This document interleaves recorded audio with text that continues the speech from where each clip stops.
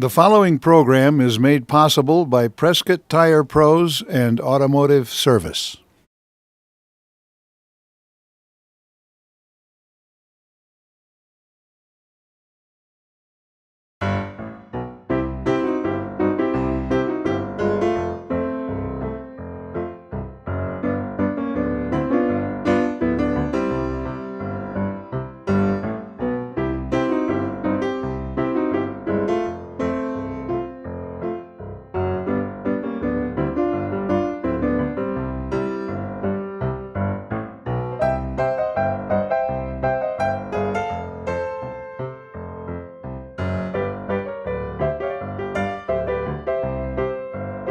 Hello and welcome to the Prescott History Hour.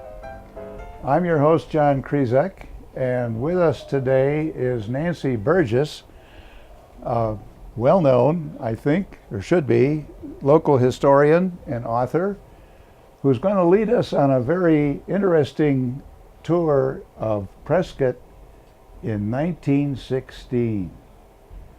It's a wonderful collection of a treasure trove of pictures.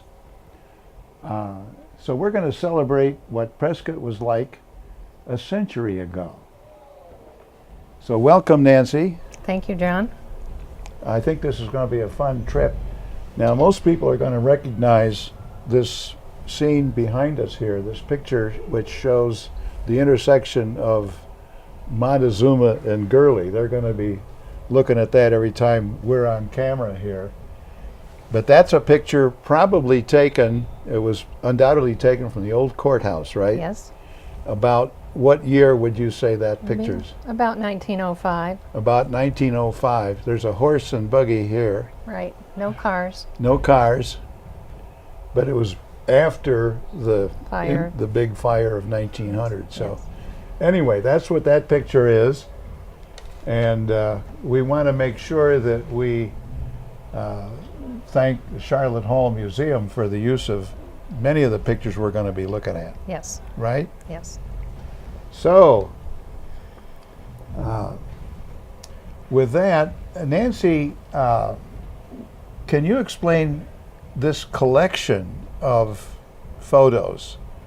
How you came into this collection? This is a treasure trove, and they were glass plate They photos. are glass plates, yes. The glass plates were stored in the basement of the Elks. In the basement of the Elks. And there were a number of photographers who had studios in the Elks over the years. And one of my co-workers at the City of Prescott, Mr. Dick Williams, had worked at the Elks and was aware of the glass plates, made some prints and started showing them around town in the 1970s. And he came into my office one day and said, I have all these pictures, and I had heard about the collection, but nobody I talked to knew where it was or who had it or where it had come from or what the pictures were or when they were taken or who took them. And he showed me some prints and he said, do you think we could do a book? And I said, yes, we can do a book. And 10 years later, we had a book. So how did it happen that these pictures were taken? And do we know who took them? No. Well, I think I know who took them, but I've never been able to prove it, and until I do, I'm not going to commit myself. But I think they were probably taken with the hope that they would be sold to the various businesses for advertising. I can't think of any other particular reason, and I'm sure there were many more, because there are a lot of local businesses that are not represented in this collection of 125 glass plates. 125. Yes. And this photographer apparently went up and down Cortez and and Gurley and Montezuma And Goodwin and Goodwin. Yeah, he was all around downtown. I think the primary business district for Prescott in 1916 were the 4 blocks that surround the courthouse plaza, plus North Montezuma and North Cortez up to Sheldon Street, and East and West Gurley and East and West Goodwin, and South Cortez down to Carlton. And there are a couple of examples of these photos. They're remarkably sharp and clear. They are. This was an expert photographer. He was working with a view camera of 5x7 glass plates, 5" by 7". And this is a glass plate. This is a smaller one, but this is what they look like. It's basically the predecessor to nitrate film. So the emulsion was put onto a piece of glass, exposed in the camera, and then when you print it, you just lay the glass on top of the photo paper and expose it. You don't use well, you can use an enlarger, but you normally don't. So when I printed these, this is not one of these glass plates. This is a different subject, but so when I printed these, which took 6 months, I just laid the glass plate on top of the photo paper in a holder that held them together in a tight sandwich. Well, now by 1916, film was pretty Readily much available. It was readily available. Yes. When did film Replace. replace glass plate photography? Well, glass plate photography lasted a very long time. I did glass plates in college, actually, in the 1970s. You could still buy it, but sheet film eventually replaced the glass plates for the view cameras.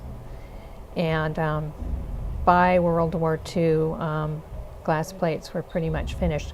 This is late for glass plates. They really are a 19th century process. So by 1916, film was the common thing. Pretty being common, but I think a lot of these photographers who'd been working with glass plates and view cameras for most of their career, that's what they were comfortable with, and that's what they were set up for. And they had the glass plates, and they were going to use them. So when this photographer visited these places, like this machine shop, I mean, he was carrying a cumbersome box. Yes, a wood box. A wood box. On a tripod.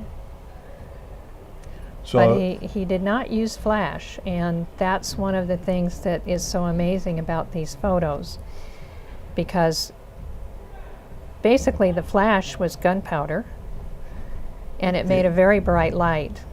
So he set all his shots up using ambient light from the windows. Maybe the doors were open certain times of the day. A lot of them were taken in the afternoon, and I know that because you can read the clocks. You can read the clocks. And I think you also mentioned that you knew the dates of these pictures. Calendars were very popular. A lot of these businesses had 3 or 4. Some of them were for 1916, and some of them weren't. But a lot of them had the page-a-day calendars from the local bank. So I knew exactly what day it was. And when it comes to identifying where these places were you able to tell where a lot of them actually were? A lot of research, A lot of research. 10 years of research. Yes.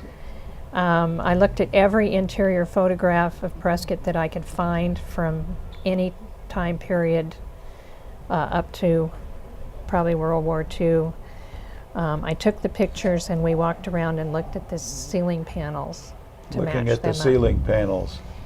Yeah, I looked at, a lot of these buildings don't have side windows because of the way that Prescott is designed and built. They only have front and rear. So if they had side windows, I knew they had to be on a corner. Because of the technology today where you could scan these photos and really enlarge them, and because these are so sharp, you could read signs in the back, the name of a business on a safe, or I could actually read the names of the periodicals in J.S. Hacker's newsstand. Oh, this is great. Let's go back to that original exterior shot on Cortez, which was underneath the credit roll at the beginning. This is a view looking south on Cortez. Right. on the west side of the street. Now, all those buildings are recognizable today. Well, one is not there, but most of them are, yes. The Prescott Hotel is certainly still there today, the store next door, the Hoffman Grill, which is now the office restaurant. The office. And then the next building going to the left or to the south is gone. And then the Rabel block and then the Bashford block on the corner of Gurley and Cortez. And you can see how wide the street is. And it looks like it was dirt, Yes. which would have been rather muddy at the time. Oh, yeah. Prescott didn't have paved streets for a long time. So that was, but this picture you said was taken before 1916? Yeah, this is probably again around 1905. Okay. Well, let's look at some of the other buildings and places that people today can identify with, starting with the banking corner, the corner of Cortez and Gurley. Well, Cortez and Gurley is the 0 point for east, south, north, and west in Prescott for addressing and for streets. And on the corner were, of course, the plaza on the southwest corner.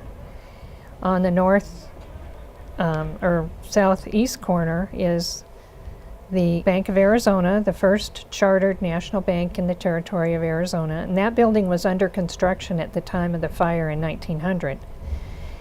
And behind that, of course, is the Elks. And there's And I Bill can see the Elk. there's the elk up on There's- top of the Elks. There's Bill the Elk. Yeah. He was installed in 1905 as soon as the building was finished. And he was gone for quite a while, but he came back in 2006, all restored and back on That's the great. building. And then next to the bank building is what's now known as the Tiz Gallery, but it's the Knights of Pythias or Hawkins Richards building. One of the few buildings in Prescott that survived the fire of 1900. And we've got a couple of interior shots in that Right. in that building, in that bank building. Right. Uh, Bank of Arizona. that's what banking. It looked like visiting a bank in those days. You've mentioned an interesting story about banking in those days. Like there were 3 banks. There were 3 banks on the corner. Well, Yavapai Savings was a little off the corner on the west side of south of North Cortez. But almost everybody, including the ranchers, did all their banking in one of those 3 banks. So the story is, in the afternoon, the bankers would meet out on one of the corners and they'd exchange checks. Because 90% of the time, every check that they got was from one of those 3 from banks. one of the 3 banks. And then the Prescott National Bank was on the northeast corner, and that building's still there today. There was actually kind of a contest going on between the Bank of Arizona and the Prescott National Bank as to which building was going to be taller. And the Prescott National Bank beat them out by about 4 feet. And on the northwest corner, that's Bashford the block. Bashford block. Right, Now, when I moved to town, there was a bank in that corner. right. But before that, that was It was mostly retail. Retail. Early Heil's Drugstore was there, and later on, Brisley's Drug was in that space, and well, now was the Heil's drugstore right on the corner or somewhere along on the Cortez side? I don't know. They didn't use addresses much. They would just say Bashford Block across from the plaza, Union Block. Simple addresses. Yeah, and the addresses have all changed. So what they started out with bears no resemblance to what we use today. Yeah. So there's the picture of Heil's drugs. Yeah. It's interesting, again, the detail. You feel Right. like you're walking into the store. Yeah. And Heil's was a compounding drugstore, so it was basically a pharmacy where they made up the drug that you needed while you waited for it out of the ingredients that they had. And that was a real drug store. Yes. Okay, there's another building that's quite recognizable today, and that's the Head Block, or the Head Hotel on Right. Cortez. And when we look at a picture of that building, we see a streetcar. Yes, we do. The Mount Union Railway. The man who started the Mount Union Railway started the electric company in Prescott. And he wanted a way for people to use more electricity. And the streetcars were electric. And so he had dreams of going clear down to Groom Creek and down to the mining district and the Bradshaw Mountains. So what he actually ended up with was it went from just west of Park Avenue along Gurley Park Avenue to on the Gurley. west, right, to Arizona Street. It didn't go all the way to Fort Whipple. It did. It turned north on Arizona, and then it went to Fort Whipple. And Okay. Fort Whipple had a siding. It did not connect with the Santa Fe, Prescott, and Phoenix. The railroad. Right. It did not connect with the railroad, but it was basically east-west. And the car barn was up on Cortez where the Peregrine bookstore is. Right. And this streetcar is on North Cortez, and it's either going to or coming from the Yeah. car barn. But the streetcar no longer existed in 1960. Right. It sort of faded out in about 1912. Okay, so, but I think I read that between 1905 and 1912, that's the years that the streetcar line ran. Right. Yeah, the tracks were laid in 1904. So we've got that Head Hotel building, which contained, well, there's some interesting pictures of the what the lobby looked like in those days. Yes. And it's pretty recognizable today if you go in there, although the staircase has been moved. And I notice at the lower left of that corner of the picture of the head block, looks like a white horse in front of one of the stores. Can you Yes. explain what that was all about? Well, the head block was typical of a lot of the major buildings in that it had retail businesses on the first floor. And in this case, hotel rooms. It was a long-term stay hotel, so a lot of people lived there full-time. And sometimes they had offices, but that was kind of the typical pattern. All the lawyers and dentists and doctors were all downtown and upstairs of the buildings around pretty much around the plaza. So the horse is out in front of Caius's saddlery. Obviously, even though transportation is beginning to change, the horse is still very important in Prescott. And Mr. Caius had a very successful saddlery. The horse is made out of wood. Wood. I was going to ask if it was, they didn't have fiberglass in those days. No, he's made out of wood. And of course, they'd wheel him out and wheel him in. And he was kind of a landmark on North Cortez. And there's a picture of the inside of that saddlery. Yes. And there's also other businesses in that block. Right. That whole block, well, the Head block and built by the Head family, had a number of businesses, and including Andrus's cigar store. And some people may remember Emma Andrus. She was a quilter. She had a little museum in what had been her father's cigar store. And she lived her whole life here in Prescott. What a quilt? She was a quilter. But in that store, in a cigar store? Well, when her parents died, they closed the cigar business, but she kept the lease on the building, apparently, clear into the 1980s. Interesting. And today we visit that block to go to restaurants and a brewery, and Right. it's still a very viable Antique stores. yes, antique row. Okay, and there's another well-known block of business that's covered in this series of photographs, and that's on Gurley, right across from the plaza. Right. the 100 block of West Gurley.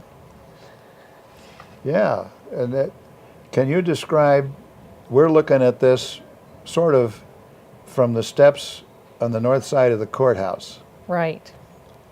So And- you have the mineral fountain in the foreground with a little sign that says "No dogs allowed." Mineral fountain. Mineral fountain. Is that right? That's paved over today, isn't it? That's gone. Yeah. It's gone. Yeah.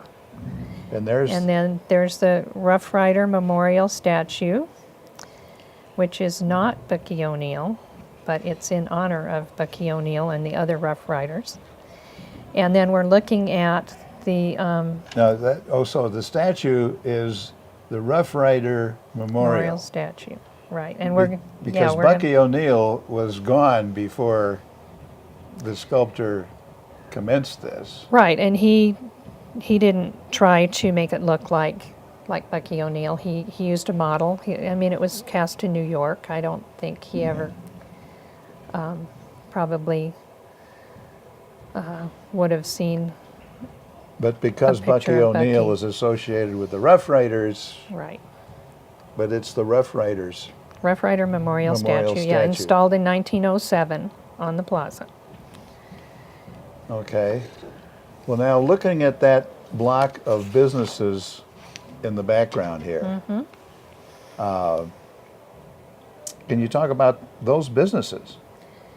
Well, I'll talk about the buildings first. Yeah. Kastner's grocery store is on the far left. That later became a Piggly Wiggly store. That's what I remember it as. Piggly Wiggly was a Piggly grocery Wiggly, store. Yeah, grocery store. Kastner's was a grocery store. And then next to that is the Bashford Burmester Company store, which was one of the two biggest mercantile stores. All the mercantile stores pretty much advertised that they carried everything. But there were only two that were really large and really carried everything, and this was one of them. And next to that was the Windsor Hotel and Restaurant, and then the Union Block, and then to the right of that, out of the picture, would be the Bashford Block, which we saw earlier in another picture. Yeah. So, And right in there is the building where there's a shoe store in this little building. right. Yeah. And there's this picture of Bashford Burmeister inside this building. Yeah. Right. This Which- is the grocery part. This is the grocery part. But they carried everything. I mean, the list of things that they carried, and it was a very kind of a fancy store. You could order stationery, and you could buy your Christmas cards, and they had silk blouses and things for women, and silk ties for men. And they were starting to carry ready-to-wear, which was a big change in the clothing business, And which that's we'll a probably whole- that's a whole That's a nother whole story. nother subject we're going to get into. And you've got one of the ads of the time. Right. They advertised all the time, and one of my sources of information for figuring out these businesses and where they were the ads. And they were in the newspapers, they were in the Hassayamper yearbook, they had sponsors in the back, they were in the church directories, they were everywhere. There was another thing that was quite common in those days, and those were tokens. Right. People weren't using credit cards, obviously, or writing a lot of checks. They used tokens, Right. which is kind of an unknown thing these days. Can you describe how those tokens work? Well, I'm sure you've heard of a shave and a haircut, 2 bids. Yeah. Most people don't know what 2 bits means, but it's 25 cents. Because And 1 bit is 12.5 cents. So if you wanted to spend a dime at a store, and change was kind of scarce, you might get a token for 12.5 cents, but you had to go back to that store to spend it. So they came in all different sizes and shapes. Sometimes they were for a particular thing, such as a ride on the streetcar, or a loaf of bread, or a drink. But was a token good only in the store that issued it? Yes. Okay. You couldn't take it someplace else. So if you had a Bashford Burmeister token, you had to spend it There. there. Right. And if you had a token worth a bit, and you had 2 tokens worth 2 bits, and that was, 50 cents. no, 2 bits was a Oh, quarter. Quarter. So 4 bits was 50 cents. Right. And you could actually buy tokens. So you could buy 50 cents worth of tokens,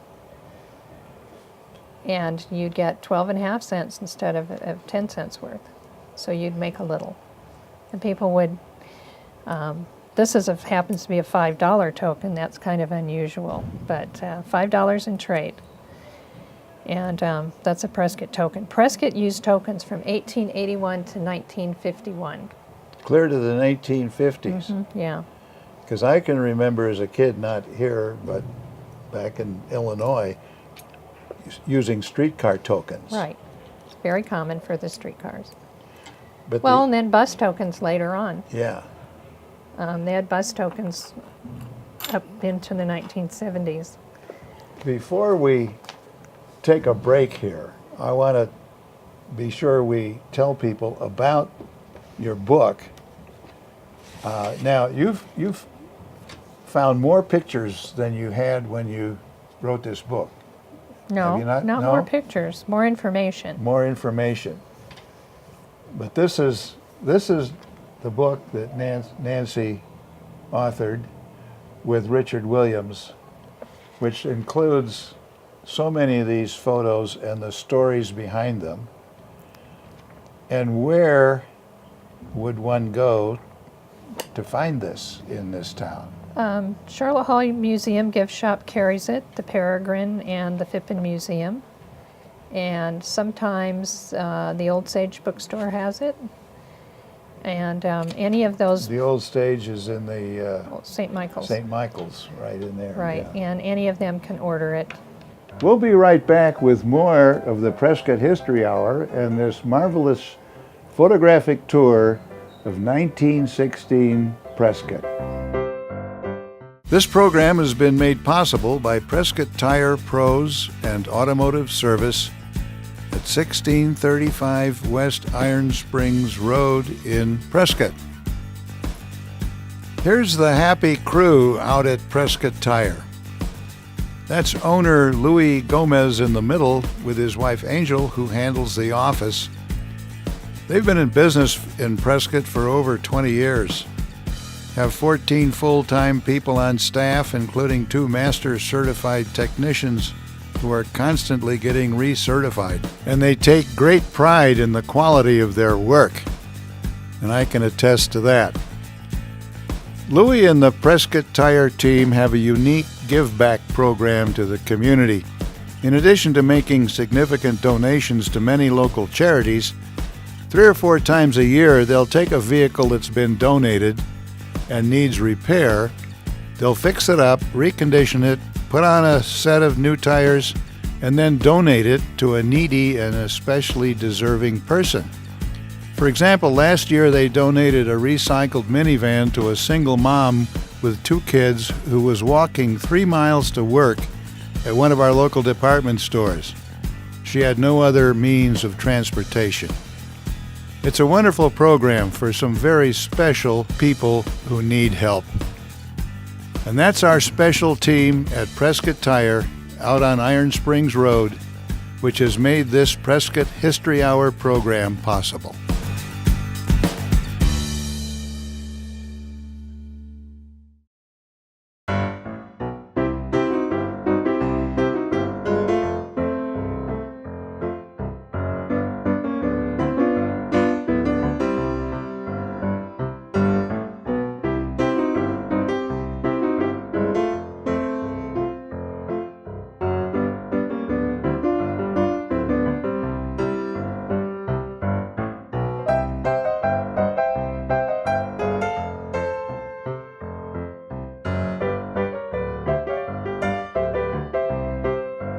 Welcome back to the Prescott History Hour.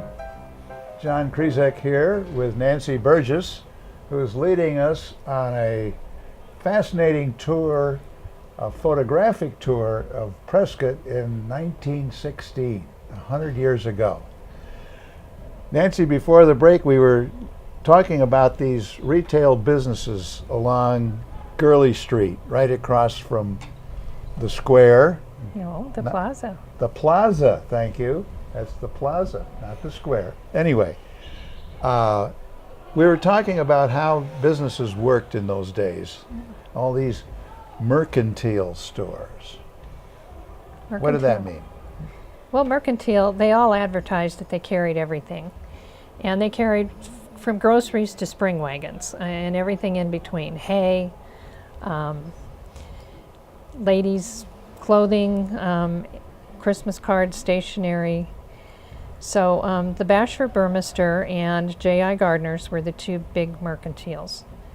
So if you wanted to purchase from them, of course, you could go into the store and you could use your tokens, or you could make a phone call, send a note, or go into the store and leave a list of things that you needed, and they would be boxed up in a wooden box and they could be delivered to you at your house or your business.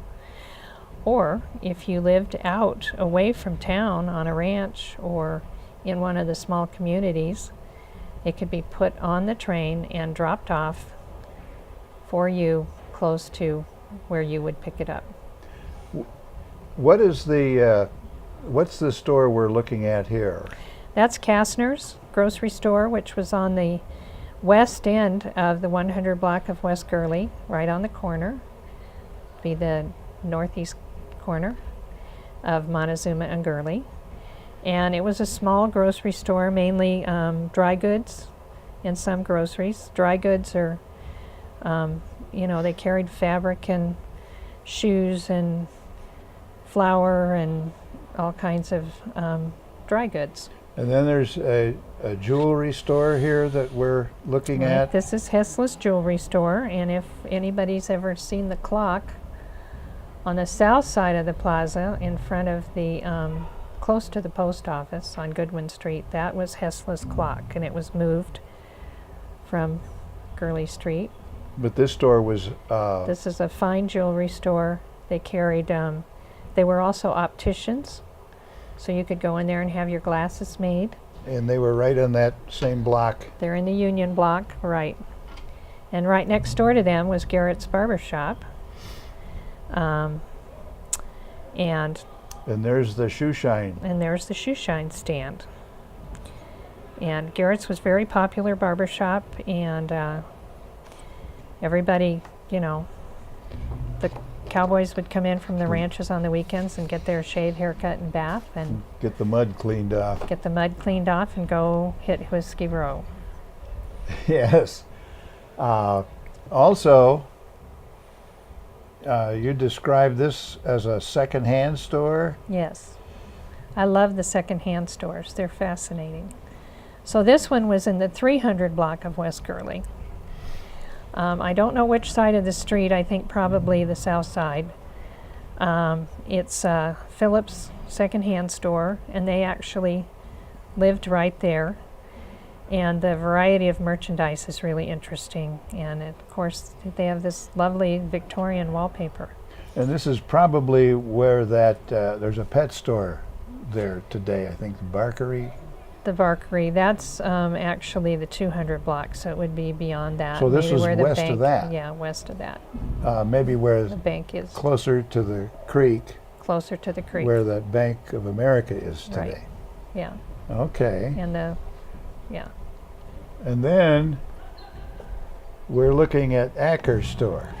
right. And Most people. This was on South Cortez, right? Right. Most people here probably have heard the name Acker, if they know anything about the Acker Music Night in December. Yeah. J.S. Acker was a single man. He was kind of a crabby guy, but he loved kids.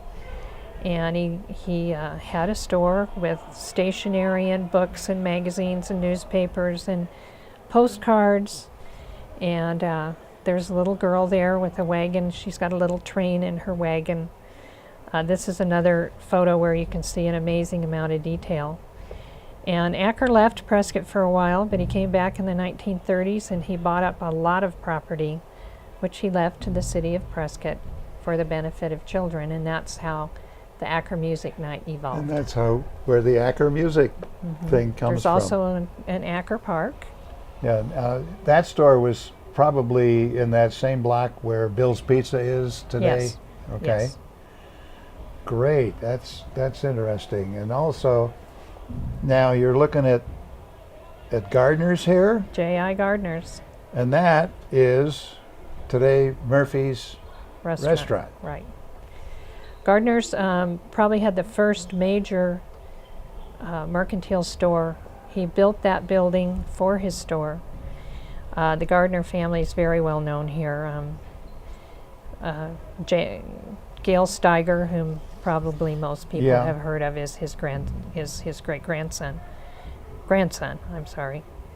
And again, they were right across the street from the depot, so they shipped a lot of goods, a lot of orders. Went by train. Yeah. And that's only about a third of the store. But if you go in there today, you can see the same. Oh yeah, it's a great experience to be in that store. Yeah.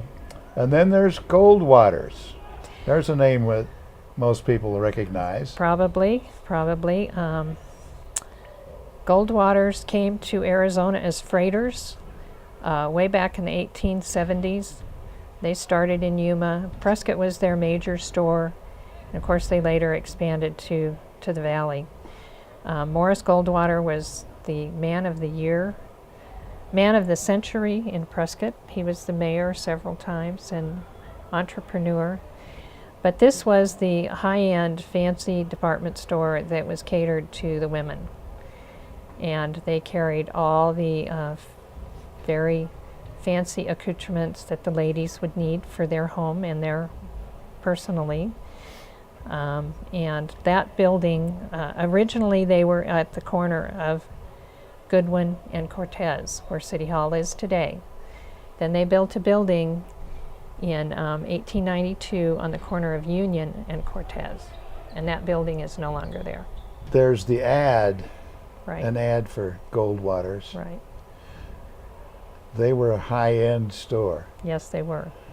Okay, let's move to another area, and that's transportation. The railroad was a big thing around here, wasn't it? The railroad was the thing. It was the Yes, thing. it was. It was the major employer, for one thing, and it put Prescott on the map. Without the railroad, getting any kind of merchandise here was just a terrible process. It had to either come over the Santa Fe Trail from Santa Fe, or it came from San Francisco or Los Angeles. It came up the Colorado River from And then Yuma, here by wagon. and then by freight wagon, which was dangerous and very expensive. And anything breakable was highly unlikely it was going to get here in one piece. But there's the depot, The second depot. the second depot. But this building is still there today. Yes, it was built in 1907 for the Santa Fe, Prescott, and Phoenix, which was a branch line of the Santa Fe off of the Atlantic and Pacific, which runs north of Prescott. The railroad was big, and there's a bank, M&I Bank, on the corner behind this Right. picture here. There's a wonderful blow-up of a picture of a train being met at the station with a crowd gathered around. There's a lot of pictures about the railroad in this town. It's wonderful. And here is a picture of the ticket office. Ticket office, taken from inside the office looking out with Mr. Cromwell, the ticket man. And again, this is a photo that has just wonderful detail. You can read all kinds of interesting things in the office. So this was in the depot on the first floor, and you would go in and buy your ticket and for wherever you might be going. On this SFP&P, you would probably be eventually going to Phoenix. Or you'd be You were going connecting, north. yeah. Or you'd be going north to Ash Fork and connecting with the A&P. So it was a very important part of this community, and of course that required some maintenance. A lot of maintenance. A lot of A lot of maintenance. buildings. The coal came in on the railroad, so the coal cars would come in. And so this is one of the shops, and there's a car there in the car barn. So there was a lot of maintenance that went on. But in 1916, the car was becoming a common newfangled mode of transportation. Well, I wouldn't call it common in Prescott, but it was certainly here. The first couple of cars to come into Arizona came one into Phoenix and one into Jerome. T.F. Miller had the first car in Yavapai County, and he had to come to Prescott to get it because it came in on the train. And when was that? That was about 1912, I think. About 1912. And there's a great story about him trying to drive the car because nobody knew how to drive a car. And of course you had to crank it to get it to start. So, but these folks here, Hendy's, well, first we'll talk about the Board of Supervisors. There's this wonderful picture here we want to take note of. There goes the Board of Supervisors inspecting Senator Highway. Well, I don't know if they're inspecting the highway, but they are on the Senator Highway, and they are in automobiles. You used to all go out and by horseback. Yeah. So that was in 1912, and that was a big step, for them. I'm sure that the county did not own those cars. They have borrowed them from someone in town who's driving. But the advent of the car really changed everything nationally. But the highways were minimal. They were pretty bad. And here's some interesting shots in the garage. Right, Hendy's. Hendy's? Yeah, he started in Jerome and then came over to Prescott. At the time he was working on cars and storing cars, he also had a livery. So if you needed transportation, you could either go by automobile or horse and buggy at the same time. So if you rode into town with your horse and buggy, you could park it at the livery, right? You could, yeah. They'd take care of your horse. And or if you were lucky enough to have one of these newfangled machines, they'd take care of that for you. Yeah, and more than likely it needed some kind of repair because they were always breaking down. Yeah, and there's an ad for a 1915 Maxwell, right, which cost grand total of $795. I hate to think of what that would be today. And that was a pretty high-end car, and Hendy was the dealer. These little auto shops were dealers for cars. They'd order them. Where was Hendy's located? Do you know? Hendy's was on North Cortez. On North Cortez. Probably in the north of Willis. North of Willis, in that block up there. There's more industrial up that way. And there's another auto shop. That's Heisley's. Heisley's auto shop. They're actually building cars. They're building cars? They're actually building cars. Yeah. Well, how would you call it? A Buick or a...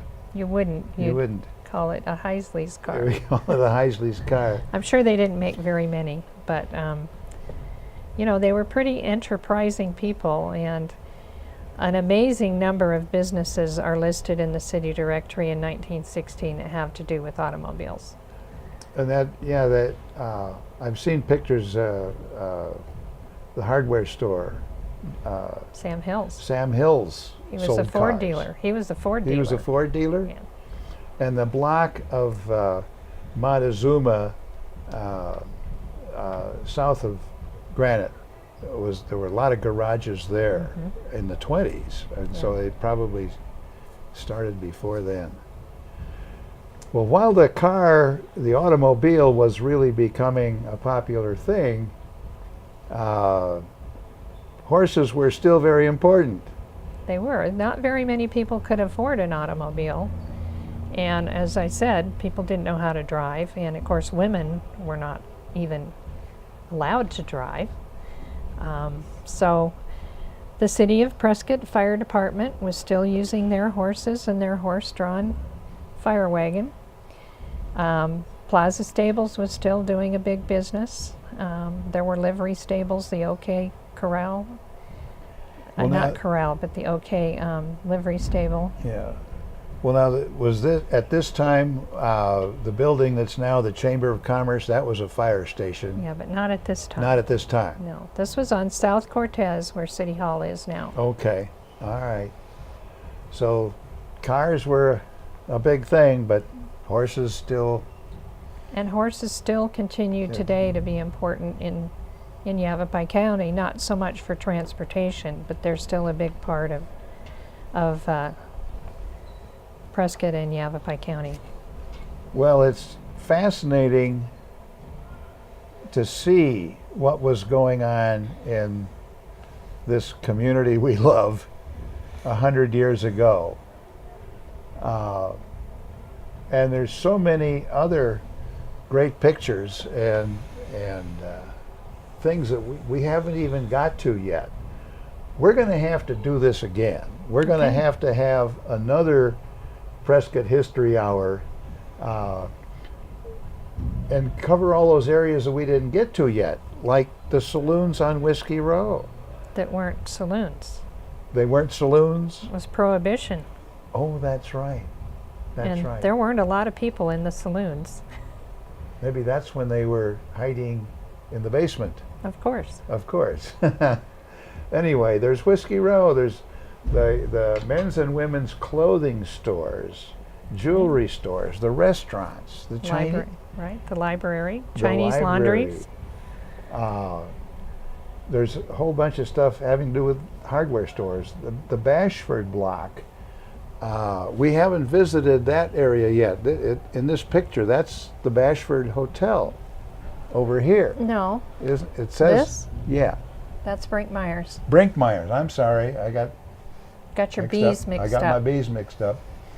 But we've got fascinating pictures of what was going on in that building, which still exists today. Yes. The schools. We haven't visited the schools yet. So we have Washington and Lincoln schools, Yeah. elementary schools. And there are city and county offices. Assayers, Yes. engineers, mining people, and so forth. So we've scratched the surface in a way with this fascinating 1916 visit to Prescott.